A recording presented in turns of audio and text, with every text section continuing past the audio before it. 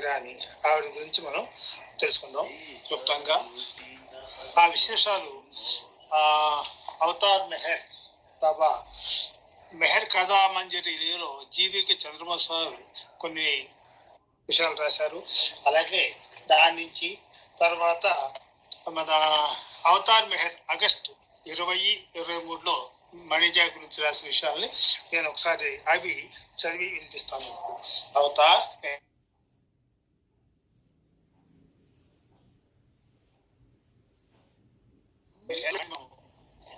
తెలిసిన నామము. ఆవిడ డిసెంబర్ 15వ తారీఖు 1918లో పుట్టారు. తిరిగి ఆగస్టు అంటే ఈ నెల 19th ఈ రోజు 1996 సంవత్సరంలో తన అన్నగారైన బాబా గుడికి చేరటం జరిగింది. ఆ బాబా దగ్గర ఆవిడ చేసిన విశేషాలన్నీ కూడా అందరికీ తెలిసినవే అయినా ఒకసారి మనం చేసుకుందాం. అవతార్ మెహర్ బాబా కి జై. అవతార్ మెహర్ బాబా కి జై.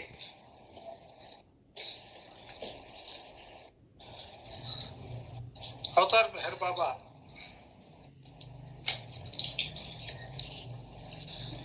మణిజా 1918 డిసెంబర్ 15 పుట్టారు. బాబా చిన్న వయసులో ఉన్నప్పుడు, అంటే సుమారుగా 24 సంవత్సరాల వయసు అనుకుంటా, ఆ వయసులో ఉండగానే శరీరమై మళ్ళీ గర్భం దాల్చి ఆవిడ ప్రసవం కోసం హాస్పిటల్లో అడ్మిట్ అయింది, ససూన్ హాస్పిటల్. అయితే బాబా ఆ టైంలో తల్లికి సహాయంగా హాస్పిటల్కి వెళ్తూ అక్కడున్న నర్సుతో అన్నట్ట, అమ్మకి అందరూ కూడా మగపిల్లలే, ఈ తప్ప ఆడపిల్ల పుడుతుందిలే అని చెప్పి బాబా ఆవిడకి ఆ నర్సుకి చెప్పడం జరిగిందిట. అదే విధంగా తర్వాత బాబాకి మణిజా చెల్లెలు పుట్టింది. శరీరమై ప్రసవించగానే మణి పుట్టినప్పుడు వెంటనే మామూలుగా ప్రసవం అయిన తర్వాత ఆ చంటి పిల్లల్ని ఆ నర్సులు తీసుకెళ్లి స్నానం చేయిస్తారు. అయితే ఆ స్నానానికి ముందే మెహర్ బాబా తన యొక్క చెల్లెల్ని ఒక హక్కుని చేర్చుకుని ముద్దు పెట్టుకుని తిరిగి వాళ్ళ నర్సుకి ఇచ్చేశాడు. అంటే ప్రసవం అయిన వెంటనే బాబా ఆవిడని తన దగ్గరికి చెల్లెల్ని ఊళ్ళోకి తీసుకోవడం జరిగింది. ఆ విధంగా మొదటిసారిగా బాబా ఊళ్ళోకి చేరిన ధనజీవి మణిజా. అలా ఆవిడ మనకి బాబా సోదరి మణిజా ఇరానీ బాబా స్త్రీ మండలిలో ముఖ్య సభ్యురాలు కూడా. బాబా శరీరం చాలించాక బాబా ప్రావిడెంట్ ట్రస్ట్ కి చైర్మన్ గా బాధ్యతలు స్వీకరించి వాటిని పూర్తిగా నెరవేర్చడం కూడా జరిగింది. ఆవిడ చెప్పిన విషయాలు ఆవిడ బాబా ప్రేమికులతో పంచుకునేవారు. బాబా చెప్పిన విషయాలన్నీ కూడా బాబా శరీరంలో ఉండగా చెప్పిన విషయాలన్నీ కూడా బాబా దేహం చాలించిన తర్వాత బాబా ప్రేమికులు మెహరాబాద్ వచ్చి సందర్శనకు వచ్చినప్పుడు వాళ్ళతో అన్ని కూడా ఆవిడ పంచుకుంటూ ఉండేవారు.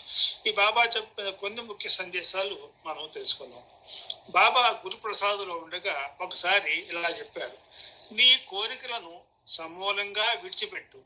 నీకు నీవు మరణించినప్పుడే నీవు నన్ను నీ ఊపిరిగా మార్చుకొని ఎప్పటికీ సజీవంగా ఉండగలవు అని బాబా గురుప్రసాద్లో ఒకసారి ఇలా చెప్పారట. నీ కోరికలను సమూలంగా విడిచిపెట్టు. నీకు నీవు మరణించినప్పుడే నీవు నన్ను నీ ఊపిరిగా మార్చుకొని ఎప్పటికీ సజీవంగా ఉండగలవు అని. సర్వోన్నతుడైన బాబాకు ఏ కానుకలు మనం సమర్పించుకుంటే ఆయన హోదాకు తగినట్లుగా ఉంటాయి. కోరికలు లేని హృదయమే ఆయనకు సమర్పించగల బహు గొప్ప కానుక. సూఫీలు ఒకానొక ఆధ్యాత్మిక అనుభవాన్ని హృదయ కలశం బోధించడం అని పిలుస్తారు.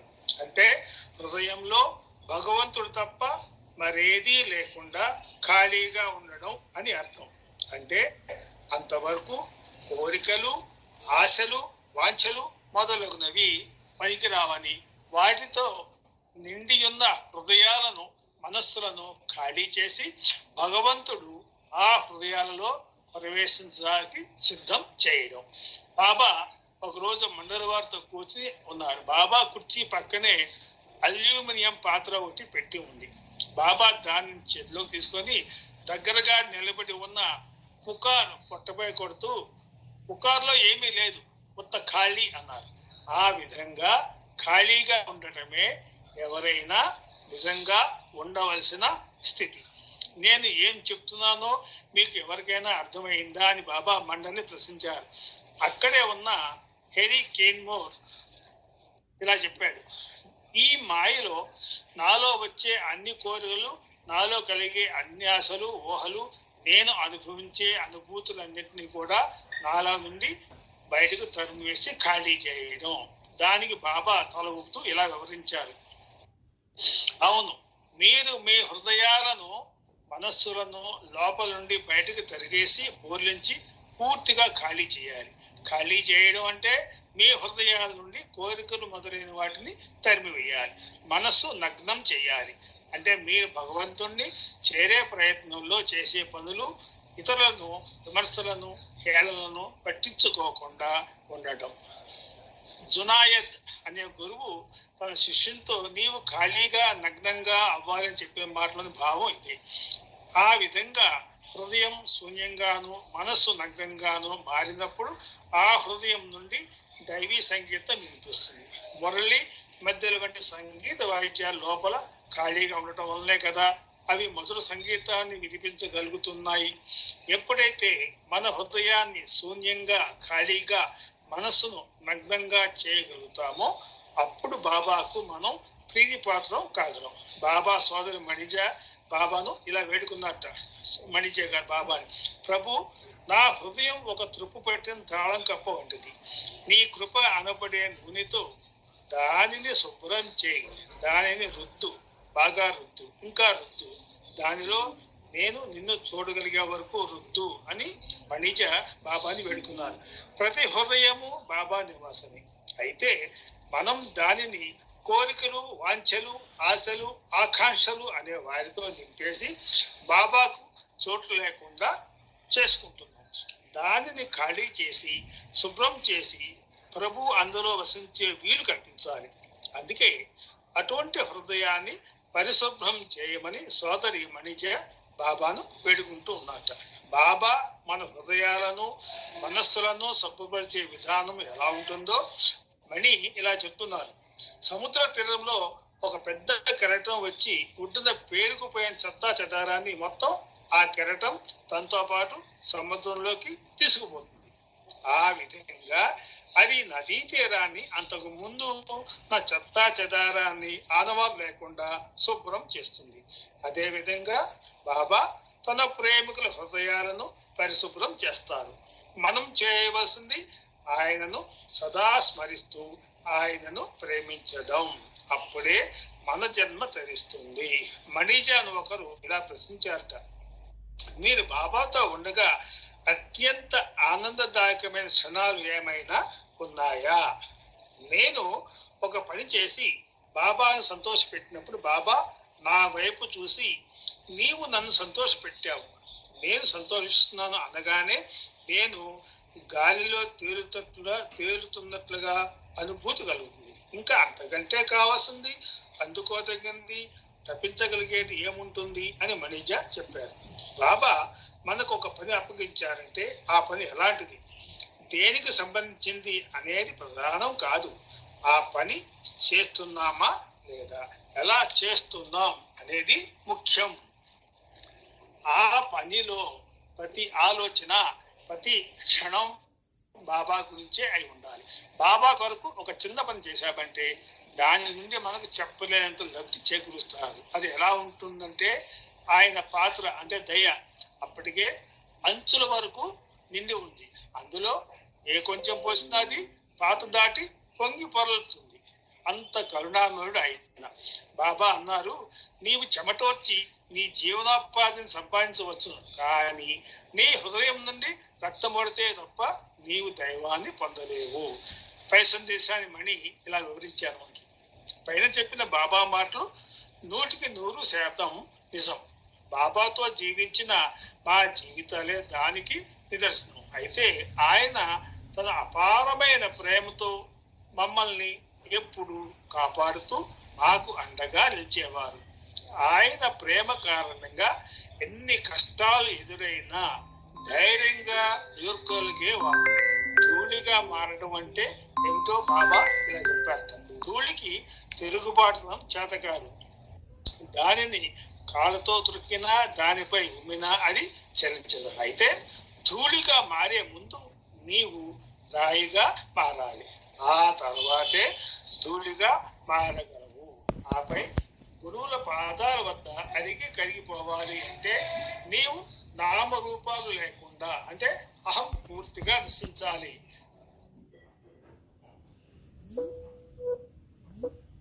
పెట్టుకుపోవాలని అర్థమైంది. మణిజ బాబాను ఒక కుమ్మరితో పోలుస్తూ ఇలా చెప్పారట. కుమ్మరి మట్టిని కాళ్ళతో తొక్కి మెత్తగా చేసి దానిని కుండలు చేసి చక్రంలో పెట్టి గిరగరా తిప్పుతూ ఉంటాడు. ఆ మట్టి లోపలికి చేయి పోనిచ్చి పట్టుకుంటూ ఆ మట్టి కుండ ఆకృతిని పొందేటట్లుగా చూస్తూ మరొక చేతితో కుండ పైభాగాన్ని తడుతూ దానికి ఒక చక్కటి రూపును కల్పిస్తాడు ఆ కుమ్మరి. బాబా ఆ పనే చేస్తున్నారు. ఆ కుండ లోపలి భాగాన్ని రూపుదిద్దే చెయ్యి బాబాకు మన ఎడల గల ప్రేమను సూచిస్తుంది. బయట ఉన్న చెయ్యి మనకు క్రమశిక్షణ నేర్పుతూ మనలను సరిదిద్దుతుంది. రూపుదిద్దే చేయి లోపల కనుక లేకపోయినట్లయితే కుండ ప్రక్కకు పడిపోతుంది. బయట చేయి లేకపోతే అది సరిగ్గా రూపుదిద్దుకోదు. అందుకే మనందరం కూడా బాబా చేతిలో కుండ లాంటి వాళ్ళమే. ఆయన ఇచ్చ ప్రకారం మనలను సరిదిద్దడానికి మనం సిద్ధపడాలి. అయితే బాబా ఎన్నడూ మనం భరించగలిగే దానికంటే ఎక్కువగా బాధలు ఇవ్వరు. ఆయన ఒక చేతితో మొత్తుతూ ఉన్న మరొక చేతితో లాలిస్తారు. సద్గురు రామకృష్ణ పరహంస ఇలా అన్నారు. అహం అనే వలలో మనం చిక్కుకొని పోకుండా బయటపడడానికి రెండే మార్గాలు ఉన్నాయి. ఒకటి, నీవు ఆ వలను ఛేదించి బయటకు రావాల్సినంత పెద్దవాడివి కావాలి. లేదా అతి చిన్నవాడివైపోయి ఆ వల కంతల నుండి దూరి బయటపడాలి. బాబా మనలను అతి చిన్నవారిగా మార్చివేసి ఆ విషవలయం నుండి బయటపడవేయడానికి సహాయం చేస్తున్నారు.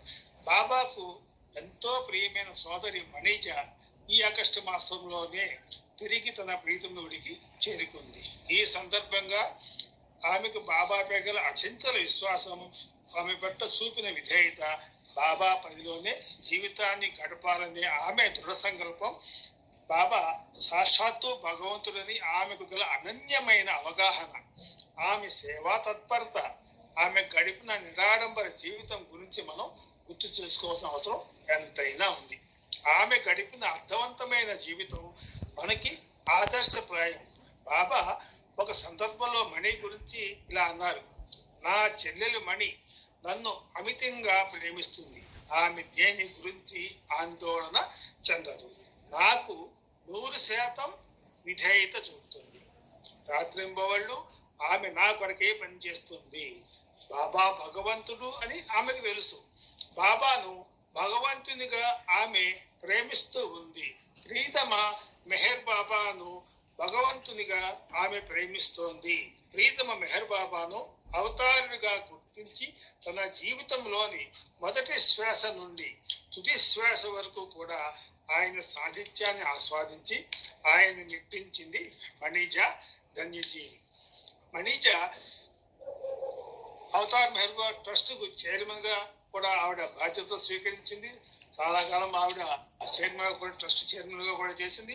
అలాగే పాశ్చాత్య ప్రేమికులకి అందరికీ కూడా బాబా గురించి విషయాలు ఆవిడ ఉత్తరాలు వస్తే, బాబాకు ఉత్తరాలు వచ్చినట్టయితే అవన్నిటికీ కూడా సమాధానం రాస్తూ బాబా ప్రేమికులకి బాబాకి మధ్య ఒక వారధిగా అందరికీ కూడా ఆవిడ బాబా చెప్పిన సందేశాలని తయారు చేసి ఆ ఉత్తరాల రూపంలో వాళ్ళకి పంపిస్తుంది. ఆ విధంగా 82 ఫ్యామిలీ లెటర్స్ అనే ఒక బుక్ లాగా ఆవిడ లెటర్స్ రాసి బాబా విషయాలన్నీ కూడా అందరికీ కూడా ఆవిడ తెలియజేసింది.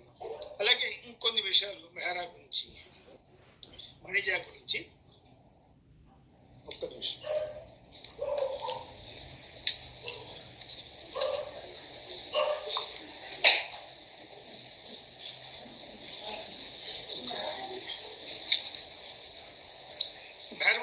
బాబా మణిజ తల్లి శ్రీనిమాయి బాబా బాబా తన దగ్గర తీసుకెళ్తానంటే మణిజాని ఒప్పుకోవాలి. ఆమె ఆడపిల్ల, నాకు అవసరం ఉంటుంది, అనవసరంగా చంటి నన్ను చేయొద్దు, మణి చాలా అదృష్టవంతురాలు, ఆమె చాలా అదృష్టం దాని కొంతసేపు ఊయిరూపి ఆపై శాశ్వతంగా ఇల్లు వదిలి వెళ్ళిపోయాట బాబా. అయితే బాబా మణి చిన్నపిల్లగా ఉన్నప్పుడే పెరుగుతున్నప్పుడే బాబా అన్నాడు, మణిని నాతో తీసుకెళ్తాను, నా ఆశ్రమంలో నాతో పాటు ఉంటుందంటే తల్లి ఒప్పుకోవాలి. తర్వాత బాబా మంజిల్ ఇమాములో బాబా శిష్యులతో ఉన్నప్పుడు మణి అప్పుడు 4 ఏళ్ళ పిల్లట. ఒకసారి సెలవుల్లో బాబా దగ్గరకు వచ్చింది. పసి వయసు ఉన్న బాబాని ఏమడిగేది, అది కావాలి ఇది కావాలని అడిగేది. ఈసారి ఏం చేసింది ఆవిడ, మణిజ ఒక ట్రైసైకిల్ కొనిపెట్టమంది. అలాగే కొనిస్తాను అన్నారు. కానీ ఆమెలోని స్త్రీతత్వం ఖచ్చితమైన వాగ్దానం కావాలని మారం చేసింది. మామూలుగా ఒక సాధారణ స్త్రీగా బాబాని ఆవిడ మారం చేసింది. చెంతనే గింజలు తింటున్న కోడిని చూపించి దానిపై ప్రమాణం చేసి వచ్చే పుట్టినరోజు పండుగ నాటికి జన్మదిన కానుకగా కొనిస్తాను అని బాబావిడికి వాగ్దానం చేశారు. అది ట్రైసైకిల్. అయితే పుట్టినరోజు పండుగకు సైకిల్ పంపల. తర్వాత కొన్నాళ్ళకు మణి బాబాను కలిసినప్పుడు తన వాగ్దానం సంగతి గుర్తు చేసి, నా సైకిల్ సంగతి ఏమిటి అని అడిగింది అన్నగారిని బాబాని. కోడి మీద ఒట్టేసి కొనివేలేదని మారం చేసింది ముంగుమూత పెట్టిన మణి. ఆ మణిని ఒళ్ళోకి తీసుకుని ముద్దాడి, ఏం చేయను పాప, మా కోడి చచ్చిపోయింది కదా అన్నారు అమాయకంగా బాబా. కోడి చనిపోయిందనే మాట వినేసరికి మణికి ఎక్కడలేని జారి పుట్టుకొచ్చింది. దానితో నాజూకుగా తనలో పాదుకున్న అహంకారం నరికి వేయబడిపోయింది. బాబా ఆశ్రమంలో స్త్రీ మండలి ఆరంభానికి ముందే శ్రీనిమాయి మణిని తన ఆశ్రమాన్ని తీసుకురమ్మని గౌరవంతో ఉండేవారు బాబా. అందుకు తనది పెద్ద సంసారం అని, ఆడపిల్ల సహాయం కావాలని, తానొక్కతే ఈ ఇంట్లో ఉండలేనని తల్లి చెప్తూ ఉండేది. ఆశ్రమ జీవితం గడపడం పంపమన్న బాబా కోరికను తిరస్కరించి మణిని పంపలా. తల్లి దగ్గరే ఉండి మణి పాఠశాల చదువు పూర్తి చేసింది. ఇంట్లోనే ఉండి తల్లికి సహాయపడుతోంది. ఆమె మనసంతా బాబాతో ఆశ్రమ జీవితం కన్నిగా ఉండి గడపాలని ఆరాటపడుతోంది. కానీ తల్లి అంగీకరించనున్న ఎంతగానో సంశయపడుతోంది. అంతలో మణి ముఖం మీద చర్మ వ్యాధి అంకురించింది. నుదుటి యందు సరిగా కాపిడి తిన్నగా చిన్నటి తెల్ల మచ్చ ఏర్పడింది. దానిని ఎలా అరికట్టాలో ఎవరికీ పాల్పోలేదు. తల్లి ఎన్నో వైద్యాలు చేయించింది, అయినా ఏం లాభం లేకపోయింది. ప్రముఖులైన డాక్టర్లు సైతం తగ్గదు అన్నారు. అప్పటికి తల్లికి జ్ఞానోదయమైంది. ఒక్క బాబాయే ఈ వ్యాధిని గురించగల శక్తి సంపన్నుడు అని గ్రహించి తల్లి దానితో అయిష్టంగానే మణిని బాబా ఆశ్రమానికి ఆయనతో కలిసి ఆశ్రమవాసం గడపడానికి పంపింది. సంతోషంగా తన కోరిక ఇన్నాళ్లకు ఫలించిందన్న సంతోషంతో మణి మెహరాబాద్ ఆశ్రమంలో చేరిపోయింది. అయితే బాబా ఆ వ్యాధిని ఎన్నడూ తీసివేయలేదు, నయం కూడా చేయలే. మరి అంతకంటే అధికంగా పెరగనీయక అంతటితో ఆగిపోయేటట్టు చేశారు. మణి కూడా తన ఆలోచనలను ఎప్పుడు ఆ వ్యాధి మీదకు రానియలేదు. సర్వజ్ఞుడైన బాబా ఇచ్చకి ఆ వ్యాధిని వదిలి ఏ ఆలోచన రానియక ఉండిపోయింది. ఆ వ్యాధి పూర్తిగా తొలగిస్తే మళ్ళీ అమ్మ ఇంటికి తీసుకుపోతుందని బాబా ఆ మచ్చలు అలా ఉంచేశారేమో అనుకుంది మణి. సహవాస కార్యక్రమాలు, ప్రజా దర్శనాల సమయంలో అందరితోనూ మణి పంపవలసి వచ్చినప్పుడు ఈ చిన్న మచ్చ నలుగురికి బహిర్గం కాకుండా ఏదో స్నో వంటి లేపనం పూసుకోవటానికి అనుమతించారట బాబా. అలా ఆశ్రమ జీవితం గడిపిన మణిచేరాని ఎన్నో కఠిన నియమాలు పాటించింది. బాబా శిష్యులతో అత్యుత్తమ ఆధ్యాత్మిక తర్ఫీదు పొందింది. బాబాతో గడిపిన నవజీవనంలో నలుగురు స్త్రీలతో మెహరాతో పాటు మణి కూడా ఒకరు. బాబా నవజీవనం గడిపినప్పుడు బాబాతో పాటుగా మణిజ, ఈ మణి ఒకరు, అలాగే మెహరా కూడా ఇంకా 2 స్త్రీలు ఉన్నారు. ఈనాడు సోదరి మణిజ ఇరానీ అవతార్ మెహర్ బాబా చారిటబుల్ ట్రస్ట్ చైర్గా కూడా గణనీయ సేవలు అందించింది ఆవిడ బాబాకి.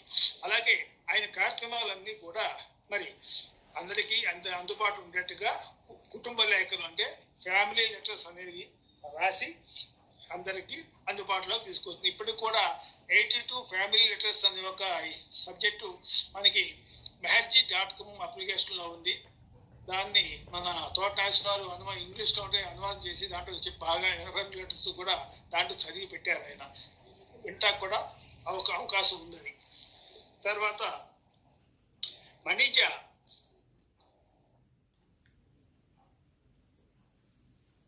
అవతార్ మెహర్ ట్రస్ట్ చైర్మన్ గా కూడా ఉన్నప్పుడు రోజుల్లో ఒక చిన్న సంఘటన జరిగింది. అది చెప్పేసి నేను ముగిస్తాను. అవతార్ మెహర్ బాబా శరీరం చాలించిన తర్వాత అమర్తిథికి వెళ్ళి బాబా ప్రేమికులందరూ కూడా అమర్తిథిలో బాబా సమాధి దర్శించుకునేవారు. అలాగే ఆ సమయంలో మండలి సభ్యులు, మెన్ మండలి సభ్యులు, ఉమెన్ మండలి సభ్యులు అందరూ కూడా అమర్తిథి రోజున ఉదయం పూట 9-10 ప్రాంతాలుగా సమాధి దగ్గర చేరి అక్కడ కూర్చునేవారు. బాబా ప్రేమికులందరూ కూడా సమాధి దర్శనం చేసుకుని తిరిగి వచ్చేటప్పుడు ఆ రోజుల్లో వాడిని దూరం నుంచే జయ మెహర్ బాబా జయ బాబా చెప్పే పద్ధతికి అలవాటు చేశారు. ఎవరికి కూడా దగ్గరికి రానిచ్చేవాళ్ళు కాదు.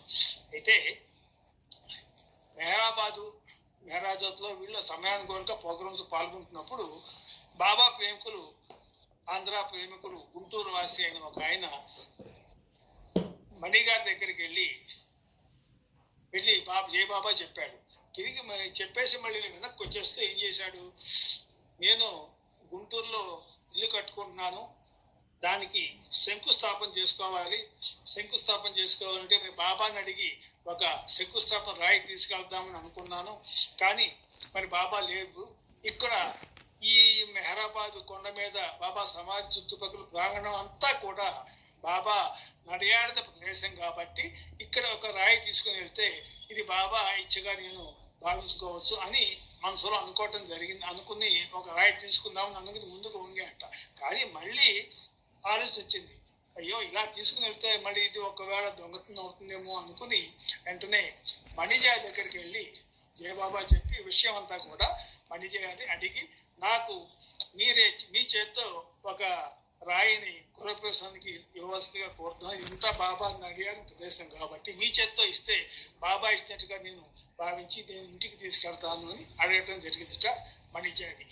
మణిజ గారికి ఏమి ఆలోచన తొట్ల కాసేపటికి ఆవిడికి ఒక గుర్తు వచ్చింది, ఒక సంఘటన.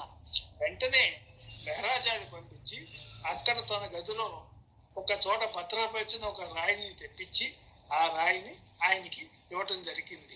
ఏమిటి జరిగింది అంటే, బాబా ఉన్నప్పుడు మణిజాన్ని పిలిచి, నా ప్రేమికుడు ఒకడు ఎప్పటికైనా నీ దగ్గరకు వచ్చి శంకుస్థాపన కోసం నిన్ను ఈ ఒక రాయి అడుగుతారు, అప్పుడు ఈ రాయిని నా ప్రేమికుడికి అందజేయి అని బాబా స్వయంగా తన హస్తాలతో ఒక రాయిని మణిజా గారికి అందజేయటం జరిగింది. మణిజా గారికి అది గుర్తు వచ్చి ఆ సంఘటన వెంటనే తెప్పించి ఆ రాయి తెప్పించి ఆ ఆంధ్ర ప్రేమికులు గుంటూరు వాసి ఆ రాయిని ఇవ్వటం జరిగింది. ఆ విధంగా బాబా ప్రేమికులకి అన్ని కూడా ఆవిడ ఎంతో చేస్తూ బాబా సేవలో పెరిగిన ధన్యజీవి. పుట్టగానే స్నానం చేయకుండానే బాబా ఒడి చేరింది. తర్వాత బాబా ప్రేమలో ఓరలాడింది. బాబా దగ్గర కఠినమైన శిక్షణ, ఆధ్యాత్మిక శిక్షణ తీసుకోవడం జరిగింది. చక్కగాను అన్ని విషయాలు కూడా సేకరించింది. బాబా ట్రస్ట్ కి చైర్మన్ గా వ్యవహరించి ఎంతో హుందాగా బాబా ప్రేమికులకి బాబా ప్రేమకి మధ్యలో ఆవిడ ఒక వరవడిగా ఉండి అందరికీ సలహాలు చేస్తూ చక్కటి బాబా సేవ చేసుకుంటూ చివరికి ఈ రోజున 19 ఆగస్టున బాబా ఒడిలో చేరటం జరిగింది. అవతార్ మెహర్ బాబా కీ జై. ఇది బాబా ఇచ్చగా భావిస్తూ అనుకోకుండా